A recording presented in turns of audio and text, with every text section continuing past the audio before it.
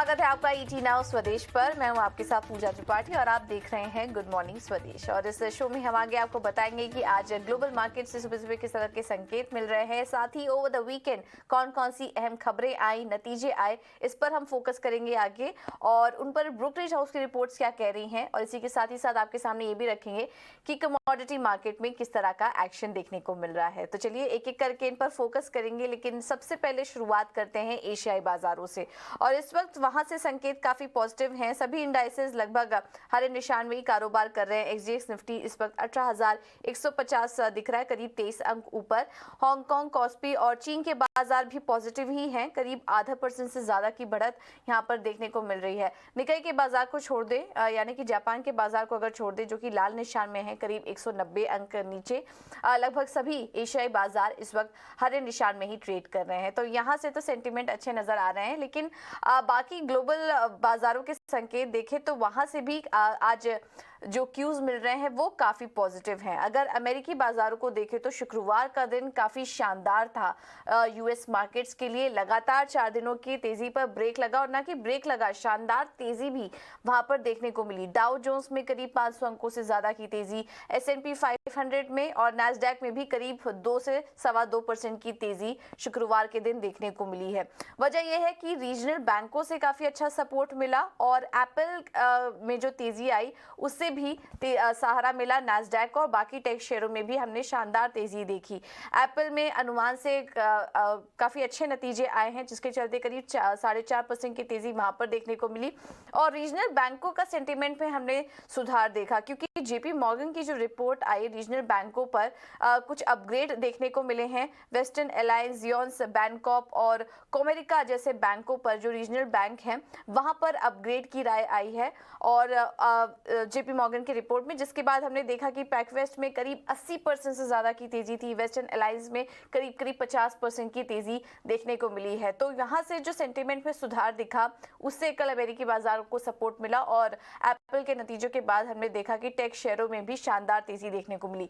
एक negative point वहां पर निकल कर आया, अप्रैल के जो जॉब डेटा थे वो अनुमान से काफी ज्यादा मजबूत आए। 1.8 लाख के आसपास का हमारा अनुमान था, उसके सामने 2.5 लाख नई जॉब जुड़ी है यूएस इकोनॉमी में। और ये जो संकेत आए हैं, इसका असर हमने बॉन्ड और कमोडिटी मार्केट में देखा, उसके बारे में हम आपको आगे बताएंगे। लेकिन ये जो डेटा आया, अब इससे ये कहीं ना कहीं इंडिकेशन मिल रहा है कि फेड जो अभी तक कदम उठा रहा है, इतना कुछ इम्पैक्ट नहीं दिख रहा है उसका। और अब ब्याज दरों में जो होल्ड की बात की जा रही थी, इस तरह के सेंटीमेंट की बात की जा रही थी, वो कहीं ना कहीं साइडलाइंस हो सकती हैं और ब्याज दरों में और बढ़त देखने को मिल सकती है आने वाले समय में, ये जो जॉब डेटा के आंकड़े आए हैं उसको लेकर। इस पर हम आगे बात करेंगे कि इसका इम्पैक्ट कमोडिटी और बॉन्ड मार्केट में भी हमने देखा। लेकिन इस बीच over the weekend Berkshire Hathaway की एनुअल मीटिंग भी हुई 2023, और उसमें वॉरेन बफेट की तरफ से काफी सारे इंपॉर्टेंट बयान निकल कर आए हैं।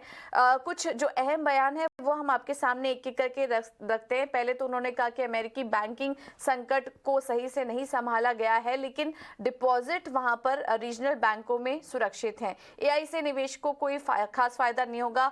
वहां आर्टिफिशियल इंटेलिजेंस ये आपको नहीं बताएगा कि अच्छे स्टॉक्स कब खरीदने हैं और कैसे खरीदने हैं। इसके अलावा उन्होंने इकोनॉमी को लेकर भी कहा कि 2023 में अमेरिकी इकोनॉमी में धीमापन दिखेगा, 2022 के मुकाबले इस वर्ष कम रिटर्न मिलेगा। और इसके अलावा एप्पल को भी उन्होंने कहा कि एप्पल पर उनका पॉजिटिव नजरिया है, बाकी कारोबार के तुलना में एप्पल का प्रदर्शन काफी बेहतर रहा और आगे भी हिस्सा यहाँ पर बढ़ाएंगे। तो इस तरह के कुछ कमेंट्स यहाँ पर निकल कर आए हैं यहाँ पर वॉरेन बफेट की तरफ से। उनकी एनुअल जनरल मीट हुई थी बर्कशायर हैथवे की तरफ से, तो इस पर भी हम आगे एनालिसिस करेंगे इसका। लेकिन क्विकली दूसरे मार्केट्स को देखें तो यूरोप के बाजारों से भी संकेत पॉजिटिव थे, शानदार तेजी वहां पर भी देखने को मिली। स्टर्लिंग 1 साल के ऊपरी स्तर पर पहुंच चुका है। बॉन्ड मार्केट और कमोडिटी मार्केट में सेंटीमेंट जो बिगड़ा है वो यहाँ पर जो अप्रैल में यूएस में मजबूत जॉब रिपोर्ट आए, उसके बाद हमने देखा बॉन्ड यील्ड्स चढ़ चुके, डॉलर इंडेक्स अपार था, लेकिन सोने में हमने वीकनेस देखी, क्योंकि अब ब्याज दरों में बढ़त की जो अनुमान है वो तेज हो चुके हैं, जिसके चलते हमने सोने में वीकनेस देखी। और कच्चे तेल में निचले स्तरों से खरीदारी जरूर दिखी, लेकिन स्लोडाउन के अनुमान से ये लगातार तीसरा हफ्ता था जब हमने कच्चे तेल में नेगेटिव रिटर्न देखा। कुल मिलाकर अगर क्यूज की बात करें तो इस वक्त जो संकेत मिल रहे हैं ग्लोबल मार्केट से वो पॉजिटिव हैं और इसका असर आज हम भारतीय बाजारों पर भी देख सकते हैं। एक बार एफआईएस और डीआईएस का भी अपडेट लेते हैं। कैश मार्केट में एफआईएस ने 777 करोड़ की खरीदारी की है। घरेलू निवेशकों ने 2098 करोड़ की बिकवाली वो करके गए। इंडेक्स फ्यूचर की बात करें तो एफआईएस की तरफ से बिकवाली है 804 करोड़ की, वहीं इंडेक्स ऑप्शन में 20,290 करोड़ की ये खरीदारी का आंकड़ा यहाँ पर निकल कर आ रहा है। तो यहाँ से भी संकेत पॉजिटिव है, एफआईएस की तरफ से खरीदारी जारी है। अब आगे बढ़ते हैं और इस बाजार पर रणनीति क्या अपनानी चाहिए ये बार समझ लेते हैं। और रेलगियर ब्रोकिंग के अजीत मिश्रा हमारे साथ जुड़ चुके हैं फोन लाइन पर। Ajit, thank you so much ET now स्वदेश को समय देने के लिए। हफ्ते का पहला कारोबारी सत्र और संकेत भी काफी अच्छे मिल रहे हैं। क्या करना चाहिए आज बैंक निफ्टी और निफ्टी दोनों में, अपनी राय दीजिए। गुड मॉर्निंग पूजा। पूजा देखिए, जिस तरीके से फ्राइडे के दिन सेशन एंड हुआ था वो कहीं ना कहीं इंडिकेशन ये दिखा रहा है कि हायर लेवल से दोबारा से आपको प्रॉफिट टेकिंग देखने को मिल सकती है। तो इंडेक्स में तो मेरी रिकमेंडेशन यही होगी कि डिप्स के पास आपको बाय करना है, रेजिस्टेंस के पास सेल करना है। तो कहीं ना कहीं एक रेंज बेसिकली आप देखेंगे मार्केट में बनते हुए। और जैसे कि 850 से लेकर 940 का जो बैंड है ये एक सपोर्ट एरिया की तरह करेगा ड्यूरिंग द डे। तो डिप्स के पास आपको बाय करना है। वहीं पे 18,170 से लेकर 250 का जोन ये रेजिस्टेंस है। तो वहां पे आपको प्रॉफिट बुक्स करने हैं, शॉर्ट के लिए पोजीशन रखते हैं just for the intraday. Positionally bias अभी भी पॉजिटिव साइड पे है, वो बना रहेगा जब तक कि 17,850 के आप ऊपर होल्ड कर रहे हैं। बैंकिंग में देखिए लास्ट ट्रेडिंग सेशन में जो बेसिकली गिरावट आई थी वो एचडीएफसी ट्विंस और के बाद कुछ और दूसरे बैंकिंग नेम्स में भी आपने देखा उसको कैस्केड हुआ था वो। तो वहां प्रेशर रह सकता है, अंडर परफॉर्मेंस रह सकती है इन कंपैरिजन टू निफ्टी। तो मेरे हिसाब से बैंकिंग को थोड़ा सा अवॉइड करना चाहिए। इनफैक्ट रेजिस्टेंस के पास आपको सेलिंग की अपॉर्चुनिटी देखनी चाहिए when it comes to intraday trade. तो करीब 43,150 से लेकर 43,500 का जोन है वो रेजिस्टेंस पे रैक करेगा। तो वहां पे आप शॉर्टिंग अपॉर्चुनिटी ढूंढे 42,000 42,300 तक के टारगेट के लिए। ठीक है, तो क्लियर कट व्यू है। इंट्राडे में आज आपको थोड़ी यहाँ पर मुनाफा वसूली देखने को मिल सकती है ऊपरी स्तरों से, उसका ध्यान रखिए। लेकिन पोजिशनल व्यू अगर ले अगले 2 से 3 दिन के लिए तो मोमेंटम अभी भी पॉजिटिव ही है। और अहम सपोर्ट और रेजिस्टेंस लेवल भी आपके स्क्रीन पर देखिए हम चला रहे हैं। अजीत, इसके अलावा स्टॉक स्पेसिफिक रिकमेंडेशन क्या होंगे आपकी तरफ से? बिल्कुल, देखिए तो यहाँ पे अभी स्टॉक स्पेसिफिक कभी भी अपॉर्चुनिटीज मिलेंगी आपको अक्रॉस सेक्टर्स। तो एमएनएम फाइनेंस जो कि अपने रिकॉर्ड हाइज के पास ट्रेड कर रहा है, वहाँ पे आप लॉन्ग पोजीशन में आ सकते हैं 280 के स्टॉप लॉस के साथ 300 तक के टारगेट के लिए। और नोसिल क्योंकि मिड कैप और स्मॉल कैप में भी आप देख रहे हैं एक अच्छा ट्रैक्शन आते हुए, तो मुझे लगता है कि यहाँ पे भी एक अच्छा रिबाउंड देखने को मिल सकता है। नोसिल में करीब 240 तक के टारगेट हो सकते हैं, 225 के स्टॉप लॉस के साथ यहाँ पे भी आप लॉन्ग बनाए। ओके, ठीक है, थैंक यू अजीत आपका समय देने के लिए और ये रणनीति सुझाने के लिए। तो एमएनएम फाइनेंस खरीदारी करके चलिए 300 के लक्ष्य के लिए। नौसिल में भी खरीदारी करने का व्यू 246 के लेवल्स यहाँ पर भी देखने को मिल सकते हैं। आगे हम आपको कुछ और भी ट्रेडिंग आइडियाज बताएंगे, लेकिन चलिए अब आगे रुक करते हैं खबरों पर और नतीजों पर। ओवर द वीकेंड काफी ढेर सारे नंबर्स आए और खबरें भी आई हैं, तो एक एक करके वो भी समझ लेते हैं। हमारे साथ शरद जुड़ चुके हैं पूरी डिटेल्स के साथ। शरद, गुड मॉर्निंग। सबसे पहले तो नतीजों से शुरुआत करिए, कौन कौन से अहम नतीजे आए इस दौरान? गुड मॉर्निंग पूजा। तो सबसे पहले निफ्टी के अर्निंग्स को फोकस में रखते हैं। कोल इंडिया सबसे पहले फोकस में रहेगा और यहाँ पे याद रखिए जो ओवरऑल नंबर्स हैं वो largely weak set of numbers आए हैं, क्योंकि जो एम्प्लॉय प्रोविजनिंग होती है उसका जो है इम्पैक्ट देखने मिला। लेकिन अगर उसको अब एडजस्ट करके आप अगर हटा दे तो रेवेन्यू एस्टिमेट्स के बेटर आए हैं, क्योंकि आप कह सकते हैं कि रियलाइजेशन और वॉल्यूम से अच्छी पिकअप आई है और एबिडा और PAT largely inline set of numbers रहे हैं। लेकिन याद रखिए एम्प्लॉय प्रोविजनिंग के कारण जो है आपके बॉटम लाइन नंबर्स पे इम्पैक्ट पड़ रहा है। ब्रिटानिया के नंबर्स के बारे में बात करें तो गुड सेट ऑफ नंबर्स आ रहे हैं, रेवेन्यू इनलाइन है और अगर आप कह सकें पैट और मार्जिन तो वो जो है अबव एस्टिमेट्स आए हैं और जो वॉल्यूम ग्रोथ होती है वो 3% का आया है। पेटीएम की बात करें तो गुड नंबर्स आए हैं सिक्वेंशियली बेसिस पे। रेवेन्यू जो है इनलाइन सेट ऑफ नंबर्स देखने मिला है और जो लॉसेज है वो बेटर देन एक्सपेक्टेड है, मतलब लॉसेज जो है थोड़े कम हुए हैं और ये जो है एक इंपॉर्टेंट एडजस्टमेंट भी देखने मिल सकता है। मैरिको की बात करें तो inline set of numbers largely देखने मिल रहे हैं। रेवेन्यू में लगभग 4% का ग्रोथ आया है और जो वॉल्यूम ग्रोथ है वहाँ पे आप देखें तो ऑलमोस्ट 5% का ग्रोथ आया है। अजंता फार्मा के अगर आंकड़ों की बात करें तो यहाँ पे वीक सेट ऑफ नंबर्स देखने मिले हैं और बॉटम लाइन नंबर्स पे जो है थोड़ी इम्पैक्ट पड़ी है। एलम्बिक फार्मा वहीं पे देखें तो गुड सेट ऑफ नंबर्स आए हैं और जो पैट की नंबर्स है एडजस्टमेंट्स के कारण 6 टाइम्स जो है पैट बढ़ा है। डीसीबी बैंक के बारे में बात करें तो नेट इंटरेस्ट इनकम में 28% का ग्रोथ देखने मिला है और एसेट क्वालिटी में भी इंप्रूवमेंट आई है। पिरामिल एंटरप्राइजेस भी फोकस में रहेगा, largely inline set of numbers आए हैं एंड ऑफ कोर्स मैनेजमेंट की commentary specially retail book side में वहाँ पे एक अच्छी इंप्रूवमेंट जरूर देखने मिली है। और कैलकुलेटेड एनआई हालांकि फिर भी 18% गिरा है। इक्विटस स्मॉल फाइनेंस बैंक के नंबर्स के बारे में बात करें तो गुड सेट ऑफ नंबर्स आए हैं। यहाँ पे देखा है तो नेट इंटरेस्ट इनकम यहाँ पे भी 28% का उछाल आया है और एसेट क्वालिटी में भी जो है बहुत अच्छी इंप्रूवमेंट देखने मिली है। स्पेशली जीएनपी रेशियोज देखिए 3.63% था लास्ट क्वार्टर में, अब जो है 2.76% हो गया है। ओलेक्ट्रा ग्रीन टॉक के नंबर्स की बात करें तो लगभग 39% का ग्रोथ देखने मिला है और पैट में भी अच्छी उछाल आई है और स्टॉक में अच्छी रैली भी देखने मिली थी। अब ये कंपनी जो है ई बसेस जो होती है उसको मैन्युफैक्चर करती है स्टेट ट्रांसपोर्ट और प्राइवेट प्लेयर्स के लिए। ब्लू डार्ट के नंबर्स वीक सेट ऑफ आए हैं। सुंदरम क्लेटन के largely inline set of numbers देखने मिले, लगभग 23% का growth year in year basis पे आया है। और बैंकिंग नाम्स के भी फोकस कर लेते हैं। Inline set of numbers I है यूनियन बैंक से, जहाँ पे नेट इंटरेस्ट इनकम में लगभग 22% का इंक्रीज हुआ है। और वहीं पे अगर बैंक ऑफ इंडिया के बारे में बात करें तो यहाँ पे जो है थोड़ी सी लार्जली थोड़ी वीक नंबर्स देखने मिली है अनुमान से। हालांकि आप देख सकते हैं कि मझले बैंक्स में जो है almost mix set of numbers देखने मिल रहे हैं।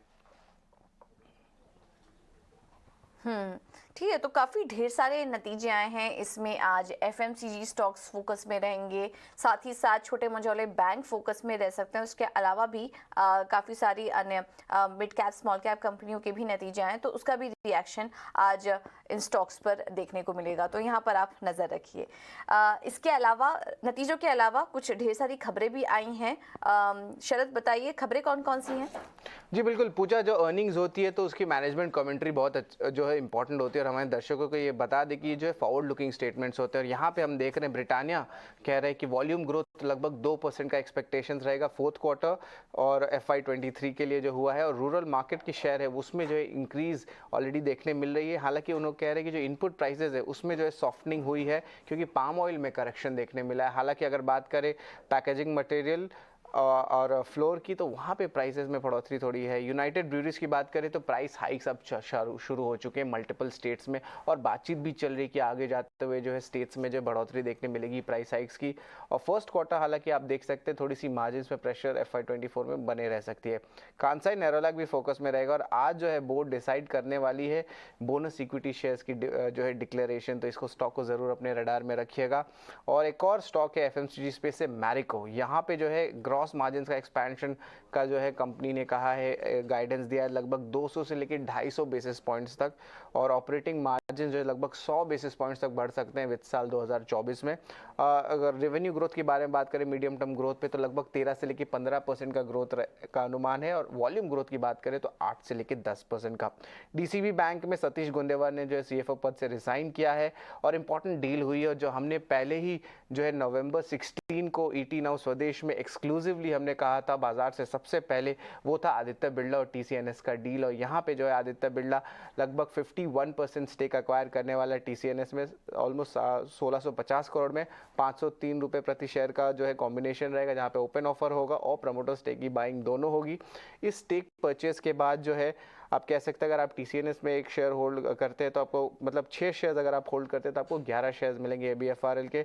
लेकिन अगर ये मर्जर रेशियो बात करें तो ये थोड़ी नेगेटिव है, मतलब अगर आप TCNS के शेयर होल्डर हैं तो आपको जो है पूरी एक्रेटिव EPS डील नहीं मिलने वाली है। इसमें कारण शेयर डाइल्यूशन भी होगा लगभग 5.7% स्टेक का।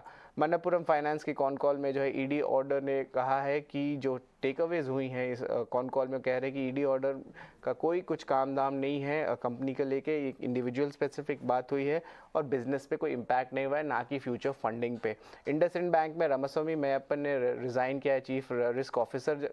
और पेटीएम की बात करें तो अप्रैल मंथ में ऑपरेटिंग परफॉर्मेंस देखा जाए तो एवरेज मंथली ट्रांजैक्शन यूनिट्स में 25% का ईयर ऑन ईयर बेसिस पे ग्रोथ आया है और GMV नंबर्स भी ऑलमोस्ट 34% ग्रो किए हैं। JSW एनर्जी 25 साल का पावर सेल पैक्ट साइन किया SEIC। वेदांता के बारे में बात करें तो उनकी जो पेरेंट कंपनी है वेदांता रिसोर्सेज, उन्होंने लगभग 800 मिलियन लोन प्रीपेमेंट किया है स्टैंडर्ड चार्टर्ड बैंक को। लुपिन 100% स्टेक अक्वायर करेगा। फ्रेंच कंपनी मेडिसोल में एस्ट्रा माइक्रोवेव का भी अलॉटमेंट आया है लगभग 83 लाख शेयर्स का, जहां पे बड़े इन्वेस्टर जैसे कि Nippon MF, Kotak MF, society general ने जो है पार्टिसिपेट किया इस QIP इशू में, और आखिर में SGVN में फोकस रहेंगे। 3 प्रोजेक्ट्स उन्हें मिले हैं जिनका कंबाइंड कैपेसिटी ऑलमोस्ट 400 मेगावाट्स का है। बिल्कुल। तो ढेर सारी खबरें भी हैं, कुछ जो अहम खबरें थी वो हमने आपके सामने रखने की कोशिश की जिससे कि कोई एक्शन मिस ना हो, और उसका एनालिसिस भी शरद आपको करके बता रहे थे। शरद, बहुत शुक्रिया आपका ये सारी जानकारी देने के लिए। कमोडिटी मार्केट की और यहाँ पर रणनीति क्या अपनानी चाहिए, इसको भी एक बार समझ लेते हैं। हमारे साथ फोन लाइन पर रवि देवरा मौजूद हैं कुंवर जी ग्रुप के। ऑलराइट, चलिए, रवि से हमारा संपर्क नहीं हो पाया, लेकिन हमने देखा कि कमोडिटी मार्केट में भी काफ़ी ज़्यादा एक्शन देखने को मिला, क्योंकि अप्रैल में जो जॉब रिपोर्ट के आंकड़े आए वो काफ़ी ज़्यादा मजबूत थे। हमारा अनुमान था 1.8 लाख के आसपास का, लेकिन उसके सामने 2.8 लाख नई जॉब जुड़ी हैं यूएस इकोनॉमी में। और जैसा कि हम आपको बता रहे थे कि उसका असर हमने बॉन्ड मार्केट्स और अन्य कमोडिटी मार्केट में भी देखा। सोने चांदी की बात करें तो शुक्रवार के दिन हमने देखा कि वहाँ पर हल्का दबाव देखने को मिला है, लेकिन वहाँ पर अब रणनीति क्या, सोना आपकी स्क्रीन पर 1.39% की यहाँ पर कमजोरी देखने को मिली, और सिल्वर में भी 1% की गिरावट देखने को मिली। तो इसका आज असर सोने चांदी में ये जो डेटा आए हैं इसका भी असर आगे भी देखने को मिल सकता है। लेकिन कुछ अन्य रणनीति पर बात करें तो नॉन एग्री स्पेस से रवि की तरफ से जो कॉल्स हमें मिल रही हैं उसमें कॉपर में इन्होंने खरीदारी करने की राय दी है मेटल स्पेस से, जिसमें कि वो जो टारगेट सुझा रहे हैं वो 755 का है, स्टॉप लॉस सुझा रहे हैं 731 का। 740 के आसपास आप कॉपर में खरीदारी का ट्रेड ले सकते हैं, क्योंकि शुक्रवार के दिन भी हमने देखा था कि यहाँ पर अच्छी तेजी थी और लगातार यहाँ पर जो एनालिस्ट की नज़र है वो कॉपर पे बनी हुई है। तो बाय करके चलिए कॉपर में। और इसके अलावा नेचुरल गैस में भी खरीदारी की राय है इनकी तरफ से। 180 का होगा टारगेट, स्टॉप लॉस होगा 160 का। 1.25% की तेजी करीब नेचुरल गैस में भी थी, तो अभी भी आप खरीदारी का ट्रेड लेकर यहाँ पर रणनीति बना सकते हैं। तो नेचुरल गैस और कॉपर आ रहा है, ये दो रणनीति रवि की तरफ से इस वक्त कमोडिटी मार्केट के लिए। अब आगे बढ़ते हैं और इसके अलावा कुछ और भी ट्रेडिंग आइडियाज आपके सामने शेयर करेंगे। हम सुबह जब हमने अजीत से बात की थी, उन्होंने नौसिल और M&M फाइनेंस दोनों में ही खरीदारी का ट्रेड सुझाया था। इसके अलावा कोटक सिक्योरिटी से जो कॉल्स हमें मिल रही हैं उसमें पहला है ग्रासिम, यहाँ पर खरीदारी करके चलिए 1830 का होगा लक्ष्य, स्टॉप लॉस सुझा रहे हैं 1700 का। और दूसरा कॉल है भारत फोर्ज पर। भारत फोर्ज पर लगातार एक बिकवाली का ट्रेड निकल कर आ रहा है, क्योंकि कमजोर क्लास 8 बिक्री के आंकड़े भी आए थे। उसके बाद हम देख रहे हैं शुक्रवार के दिन भी यहाँ पर करीब 2% की गिरावट थी। अभी भी ये जो गिरावट है वो जारी रह सकती है, तो 790 का स्टॉप लॉस लगाइए। टारगेट जो देख रहे हैं वो 710 का है स्टॉक पर। प्रभुदास लीलाधर की तरफ से भी जो कॉल्स हमें मिल रही है, जिसमें पहला है नौसिल, यहाँ पर भी खरीदारी की राय ही वो सुझा रहे हैं। 240 250 के लेवल्स के लिए आप यहाँ पर खरीदारी करके चल सकते हैं। 3% की तेजी थी शुक्रवार के दिन भी। स्टॉप लॉस से देख रहे हैं 220 का।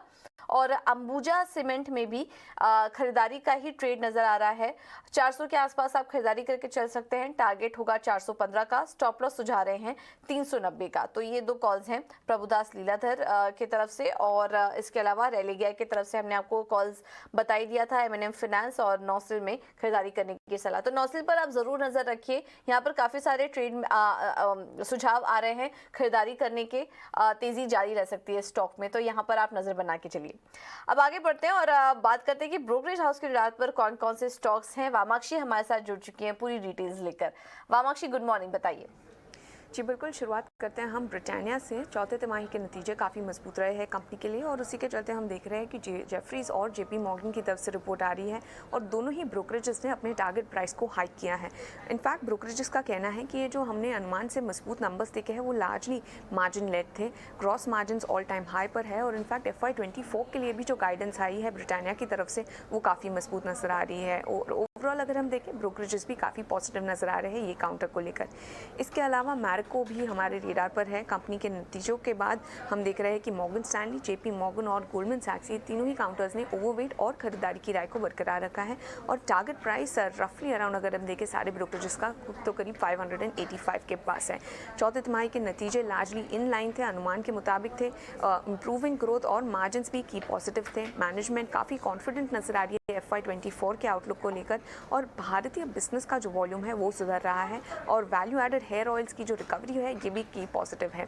इसके अलावा रिलायंस भी हमारे रेडार पर है। जेफरीज की तरफ से रिपोर्ट आ रही है और उनका कहना है कि रिफाइनिंग वीकनेस रिवर्स हो सकती है, पेटकेम की रिकवरी अंडरवे है, चाइना से स्ट्रेंथनिंग डिमांड, यूएस में मजबूती, और इसी के चलते हम देख रहे हैं कि लोअर रशियन एक्सपोर्ट्स भी जो दिख सकता है वो रिफाइनिंग मार्जिन्स को एड कर पाएंगे। वैल्यूएशन फेवरेबल है काउंटर के लिए, और उसी के चलते जेफरीज ने खरीदारी की राय दी है टारगेट प्राइस 3125 के साथ। ABFRL अगला स्टॉक है हमारे रेडार पर। मॉर्गन स्टैनली का मानना है कि जो डील हुआ है TCNS के साथ और जो कंपनी का पेंडिंग कैश फ्लो है उसका इम्पैक्ट बैलेंस शीट पर लोअर होगा एक्सपेक्टेशन से।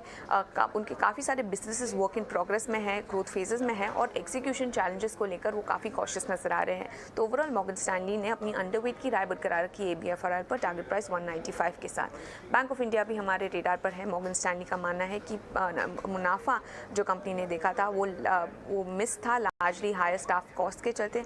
एसेट क्वालिटी ट्रेंड्स भी ब्रॉडली इन लाइन थे। बैलेंस शीट एक बेस्ट है कवरेज स्टॉक्स में से, और ओवरऑल अगर देखें मॉर्गन स्टैनली ने बैंक ऑफ इंडिया पर ओवरवेट की राय को बरकरार रखा है टारगेट प्राइस 125 के साथ। और आखिर में फोकस करेंगे यूनाइटेड ब्रूवरीज पर। JP मॉर्गन का मानना है कि मार्जिन अब बॉटम आउट हो गए हैं। इनफैक्ट उन्होंने FY24 और 25 की EBITDA अनुमान को घटाया है क्योंकि लोअर मार्जिन के असम्पशंस नजर आ रहे हैं। समर डिमांड एक की मॉनिटरेबल है, और ओवरऑल अगर हम देखें JP मॉर्गन की तरफ से न्यूट्रल की राय आ रही है। टारगेट प्राइस उन्होंने घटाकर 1460 कर दिया है। Right, thank you so much Vamakshi ये सारी जानकारी देने के लिए। तो ये थे ब्रोकरेज हाउस की रिपोर्ट, और आज ज़्यादातर हम देख रहे हैं FMCG स्टॉक्स फोकस में है, और इसके अलावा बैंकों पर भी काफ़ी सारी रिपोर्ट आ रही हैं, तो उस पर आप नज़र रखिए। चलिए फिलहाल इस शो में इतना ही।